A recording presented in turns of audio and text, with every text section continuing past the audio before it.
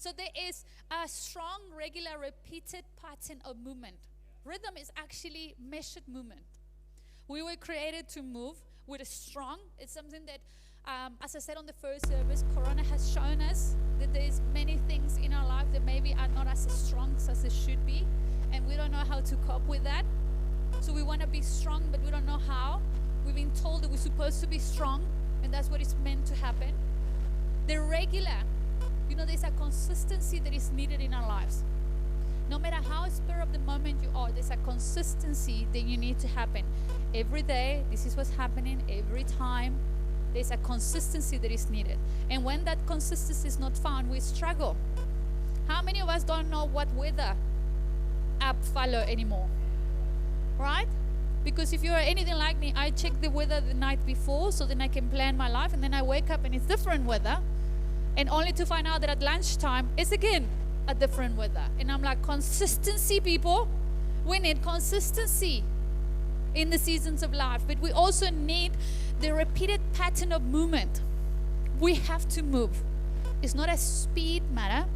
We're not competing with each other to see who moves fast, who moves first, who finished first, but we're actually moving. We were created for movement. And some of us find ourselves so frustrated and tired and not knowing what to do because we cannot find the rhythm that we're supposed to be going to. So as I speak about this, I want to show you in picture. Actually, I want you to picture in your head this three-legged race that you normally do when you go to events. I don't know if you have seen them. I have seen parents get really serious about this business of winning, especially at primary school. I think as high school, when you go as a parent, that that you are minus 20 because you're not cool enough.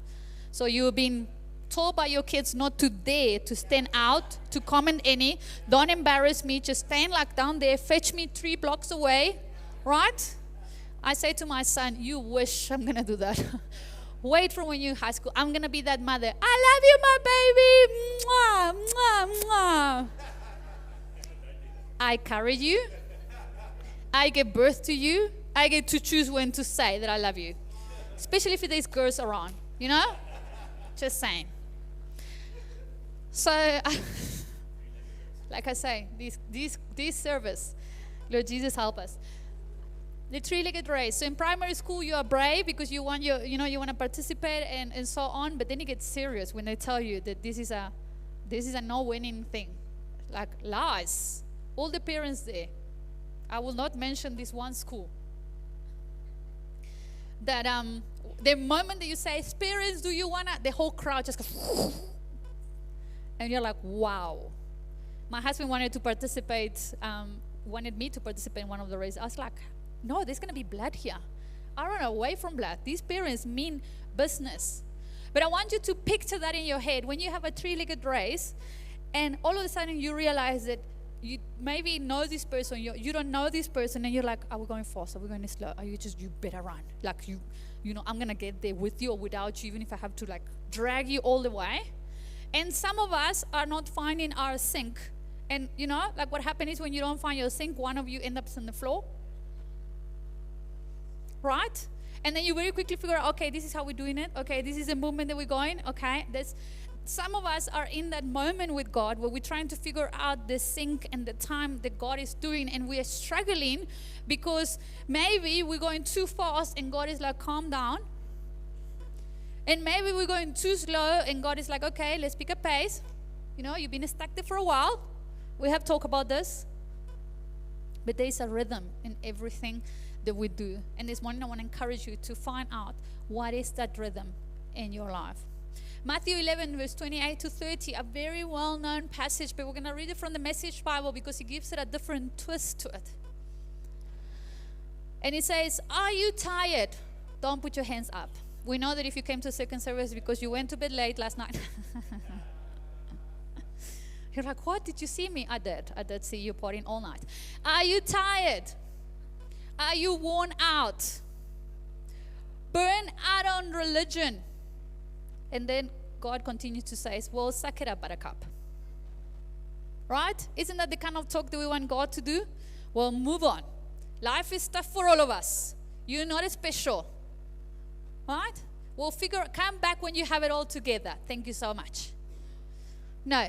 He says, are you tired, worn out, burned out of religion? Come to me. Get away with me and you will recover your life. I'll show you how to take a real rest. A real rest. Not I'm going to snack on all the stuff because I'm stressing kind of rest. Not I'm going to run 5K so that I can't breathe anymore kind of rest. Not that I'm going to go and watch a whole season of Netflix so that I can feel better kind of rest. Or going on holidays and then spend all the money and come back in a stress over all the money that I spent which was not on the budget kind of rest. I'm so glad that I'm not the only one in the room. But a real rest. Walk with me and work with me. Watch how I do it. It's almost as if Jesus wants to coach us on this. He's not saying go and figure out on your own, but like just walk with me. Come work with me. I'll show you how to get this done. Learn the unforced rhythms of grace. I won't lay anything heavy or ill-fitting on you. Keep company with me and you will learn to live freely and lightly. This example of the three-legged race, that verse was making a reference of two animals working under a yoke and how heavy it can be, and how, but also the picture of these two animals trying to go the same direction. Because when you're in a three-legged race or when you are yoked by something, you don't get to decide which direction you're going to. You gotta go with the person next to you. So Jesus is bringing that picture and saying, if you are tired, if you are worn out, if you are burned out of religion, I have a place for you. It's an invitation for you to come and get away with me. Not run away, as Pastor John said. Why you run away? Where are you going? Do you know that you're going to run in a circle and then just come back to the same place? So there's two words that I want to highlight from this passage. The first one is walk. Jesus invites us to walk with him. And I have said before, I love walking. God speaks to me through walking. He sorts me out in my walks. He shows me beautiful things. But walking speaks about relationships. I don't know about you. Don't want to judge you. But in general, you don't go and walk with someone that you don't know. You're not going to find someone random in the mall and be like, you want to go for a walk? Yeah, sure. Let's go this way. Right? You're not going to start walking and find a neighbor and then be like, come, join me on the walk. And they're going to be like, yeah, sure. This is South Africa. It's 2024. We don't do those things, right? But walking speaks of relationship. You go and walk with someone that you kind of know, at least a little bit. It also speaks of sharing. For that time that you are walking, you're going to share time. You're going to share life. You might share some conversation. You might share some opinions. You might share your time. You might share location. You might share a destination. You are getting to know each other. Sometimes you stop in that walk and you take a breath. Depends how hectic the walk is. And once again, I have to make an ad pause to advertise our hiking life group, which is rocking it at the moment. Like, oh, I made that joke on the first service and no one got it, so no offense, you didn't get it either, but that wasn't even on purpose. But it's seriously a really good time. So we went and did a hike, a 5K hike, and it was all fun and games until that hill came in, spoke to us. And then all of a sudden we want to take in the view. Anyone has used that trick when you're walking like, oh, let's just take the view, let's take a photo. Meantime, you're just dying on the inside, you don't want people to notice you. Huh? Right? It's okay, you have been found. Confess, be free in Jesus' name. It's okay. We all use that trick. If you haven't, you can use it next time. Just make sure they're not with someone that is here, because then they're going to know that it's a trick. But that's the moment where you stop and you actually take in the view, and sometimes you catch your breath. So join the life group and you can speak to Keshri at the end. She did not pay me royalties for this, but I will appreciate, no, I'm kidding. But walking speaks also intimacy. Because there's times where you're going to share stuff when you might be even vulnerable for a little bit. It also speaks of being present. You can't walk with someone that is not there. You can't. They have to be there. They have to be present. You can't walk with someone that is online. nothing against online. It was really what it saved the church in 2020, but no longer we are in that season anymore. You can't take someone, I normally share a lot with my parents or what I do, and even that, imagine having my phone and be like, Dad, are you enjoying the walk? It's going to be a bit weird, isn't it? You need to be present. That's what walking speaks about. Luke 5 verse 16 says, as often as possible, Jesus withdrew to an out-of-the-way places for prayer. Jesus needed to come to a place where we're like, okay, God, I'm going to walk with you. I need to kind of have this time with the Father where I can actually get to know Him, where I can intimately discuss the stuff, where I can hear His voice. There was a relationship, there was a walking, there was a stopping that Jesus needed to do. Now, if Jesus needed it to do that, how much more do we need to do that? That kind of walk in intimacy and relationship. It also speaks of being intentional. You got to make a plan if you want to walk. You got to have the right equipment. Like imagine someone invited me for a walk right now. Like, sure, let's go to Stanfontein. I mean, that's an easy one. It's going to be lovely wearing black with boots. It is totally, I'm going to wait for you at the restaurant and get you order the coffee. Let me know when you're close by. Right? It speaks of intentionality. It also speaks of taking one step at a time. This generation so badly wants to run so fast and do everything and tick all the boxes, but the passage say, come walk with me, no, run with me. And it's not because Jesus can't keep up with your pace. Trust me, He can. It's because you not might be able to keep up with that. So He's saying there's no pressure here. We're just walking. I'm not asking you to come run with me. I'm not asking you to race with me. I'm asking you, come. Let's walk. Walk with me. I'm walking. Charles Swindoll says, our great tendency in this age is to increase our speed, to run faster, even in the Christian life. In the process of our walk with God, it stays shallow, and our tank runs low on fumes. Intimacy offers a full tank of fuel that can only be found by pulling up closer to God, which requires taking the necessary time and going to the effort to make that happen. Many of us want to microwave our experience with God.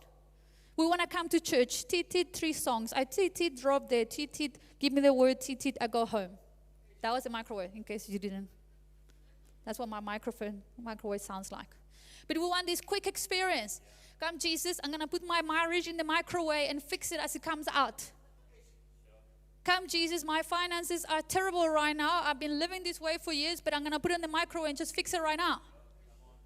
I have these bad habits and these bad character things and traits, but I'm going to put it in the microwave and the magic fixing will be done, and just like that. And if it's not, then that means this church is not good. So then I'm going to move to the next church and then microwave my experience. May I just suggest that maybe, just maybe, we cannot microwave those things.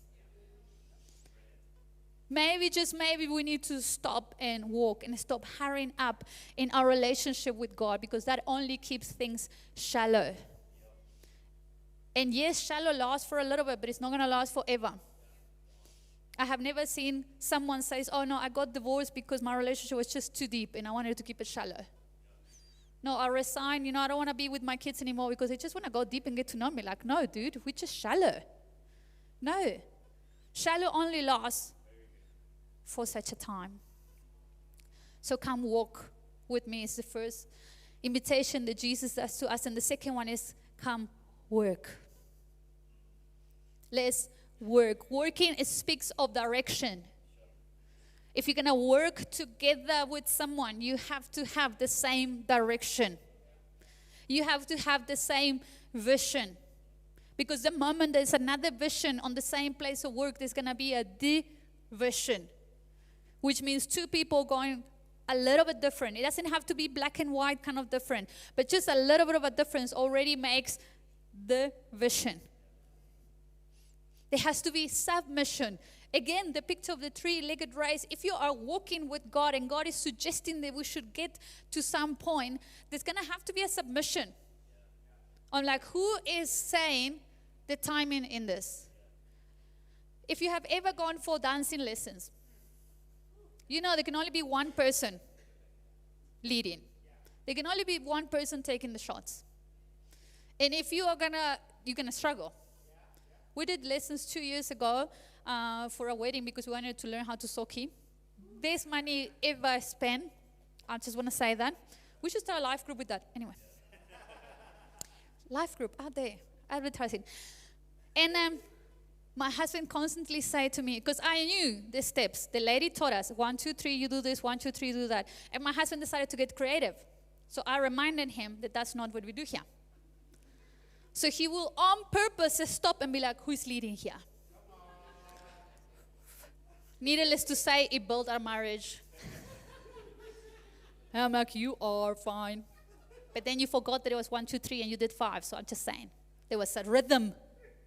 And when you are out of rhythm, it messes up with the step dance. I know. Sorry, love, I haven't got a chance to. No, I'm just kidding. It's just for them to picture what I'm trying to say. It speaks of a submission. If you have to choose between submitting to your knowledge and God's knowledge, which one will you go for? Obvious answer, God, right? Okay, show me how that's applied to your life tomorrow morning when you have to make a decision. And God says, but I think that you shouldn't buy that. And you're like, oh God. Let me tell you why I need this. Why I want to need this. It speaks of submission. When you start in a new relationship and you don't want to ask God what he thinks about this girl or this guy because you know what he's going to say. And you're like, oh God, let me just. On this one, what we're going to do is we're just going to cut the strip and I'll just meet you there because I know this is going to work, right? No one has done that. Of course not. Genesis 2 verse 2 says, and on the 7th day, God finished his work that he had done. God finished his work. God work. Let's just pause there for a moment.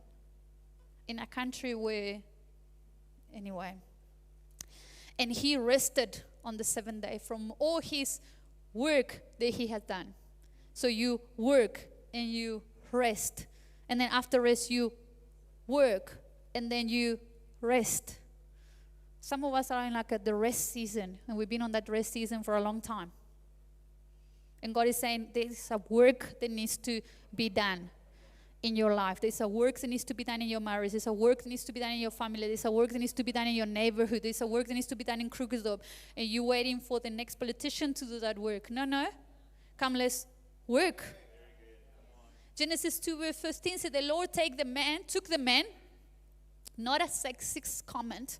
That's what the Bible says. The Lord took the man and put him in the garden to work it and keep it.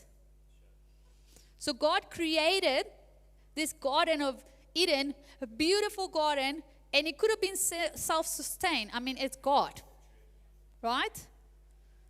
But I think God knew that there's a holiness to work.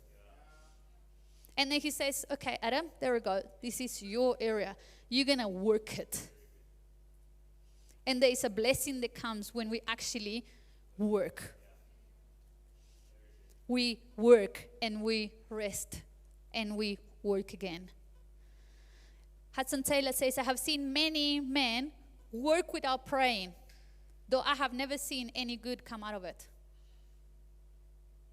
I should say I have seen many women work without praying, and I have never seen any good come out of it.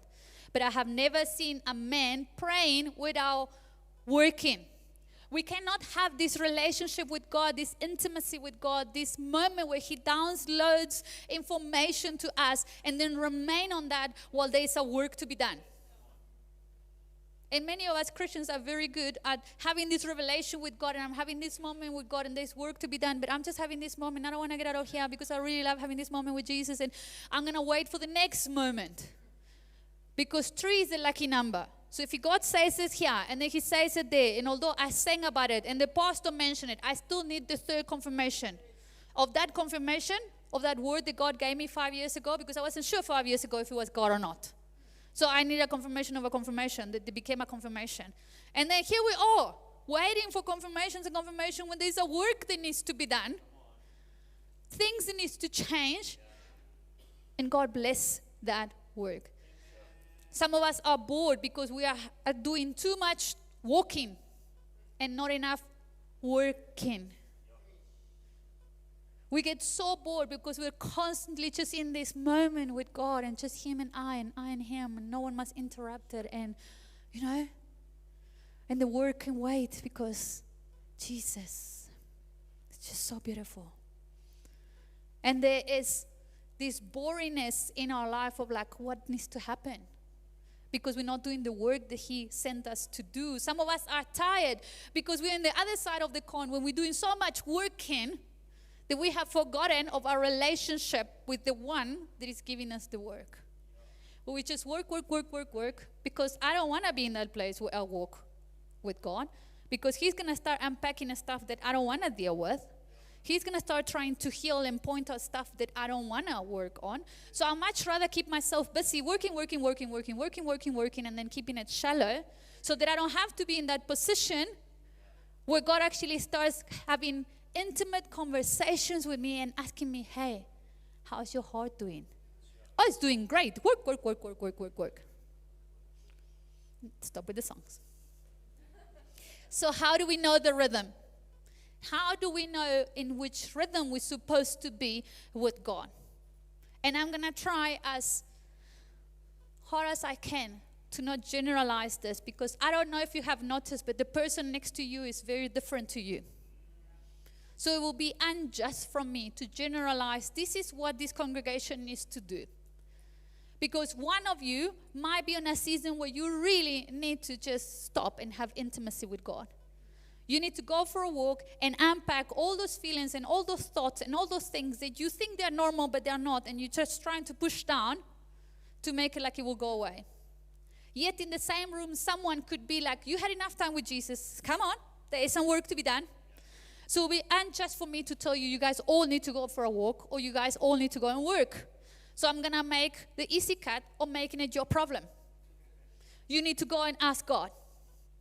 As easy, as simple, and as difficult as going to the one that holds the rhythm and ask him, God, how do I learn the rhythm of grace that you have? We have a story in the Bible that I love, but I also hate very much because I'm complicated like that. And it's about Martha and Mary. And it's these two sisters. They are in the opposite side of the coins. And one is taking on the other one, just to see who is the winner. Luke 10 verse 38 and 42 says, now as they went on their way, Jesus entered a village, and a woman named Martha welcomed him into her house. Now Martha in general gets a bad rep from this kind of story. I just want to stand up for her, because when I go to heaven, I'm going to be like, I would have been a Martha totally on. So thank you for putting that story there, then I don't feel so bad. But I would have totally been that person. But can I just say that Jesus is in this house because of the invitation of Martha.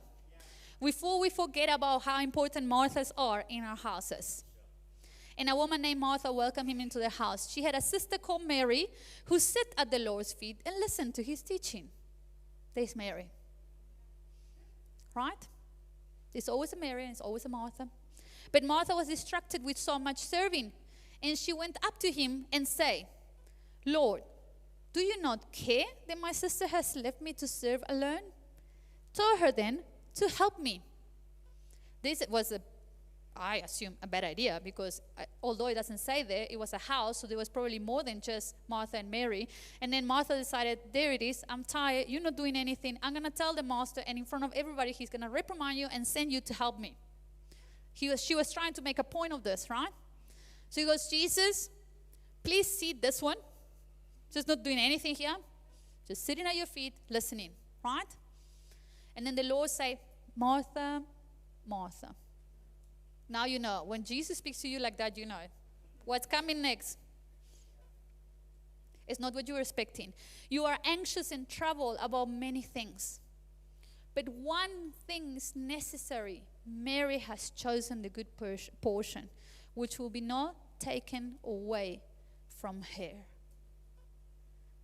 Martha, you are anxious with so many things. How many of us are so anxious at this moment, and we're trying to figure out, and we're blaming it on maybe the person next to us that is not pulling their weight, and we're blaming it on, but maybe we just missed the point of where we need to come to Jesus and actually get that moment with him, because that will not be taken away from us. This morning, we don't have to choose between walking and working. I don't want you to leave this place, especially if you're a young person, because you get bad reputation, so I'm just going to put it out there. And go and say to your parents, like, oh, the pastor says, I shouldn't work, Mom. I should spend time with Jesus, because that's my calling.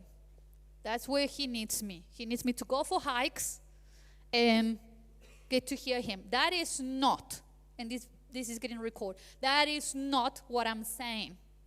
What I'm saying this morning is you don't get to choose. You don't get to be on the working side and say, oh, the job that I'm doing is so important that I have no time to just stop and smell the roses.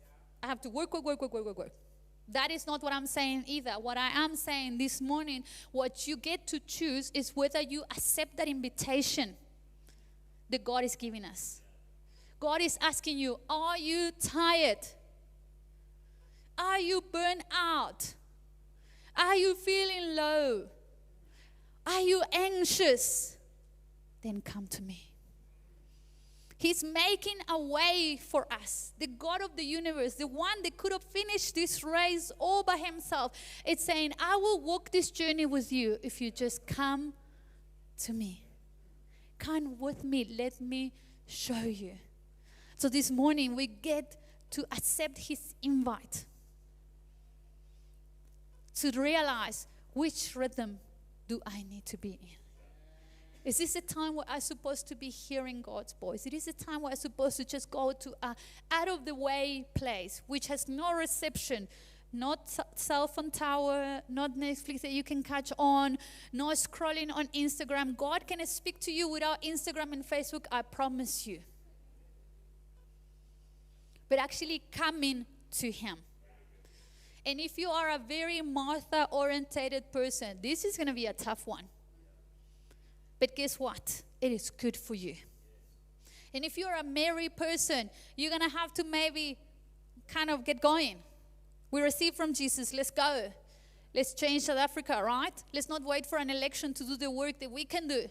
We can make that difference right here, right now. We don't need to wait for a political party. And I'm not saying they're not meant to do in their job. Of course they do. But God holds them accountable to that, not me. God holds me accountable for what I'm meant to do. And what I'm meant to do is change the people that are around me with the love of Jesus. My kids, my spouse, my co-workers, my neighbors, and all of those beautiful people that God placed around me. So this morning the invitation is to us. Are we going to come to God? Or are we going to just try to figure that on our own? Just to find out that we still need him at the end of the cycle. That is the invitation this morning, church, to come to him. If you are tired, come to him. If you are confused, come to him. If you are unsure, come to him. Isn't it beautiful how Jesus doesn't judge you and keep you to a distance until you figure out all things, but actually he makes a way? And he says, I know, come. So that's the invitation this morning. So we're just going to take a moment as the worship team comes to the stage. We're going to take a moment to be intentional about our walk with God, to be intentional about what the offering that he's bringing to the table, the invitation that he's bringing to the table. Come to me now. Can I just add that? There is an urgency of us not trying to figure out our tiredness and our confusion and our anxiety and our worry on our own and trying to make plan 1, 2, and 3 so that we can get out of the situation, but actually to just invite Jesus on your mess right now. Invite Jesus on what you are going through right now because he can handle it.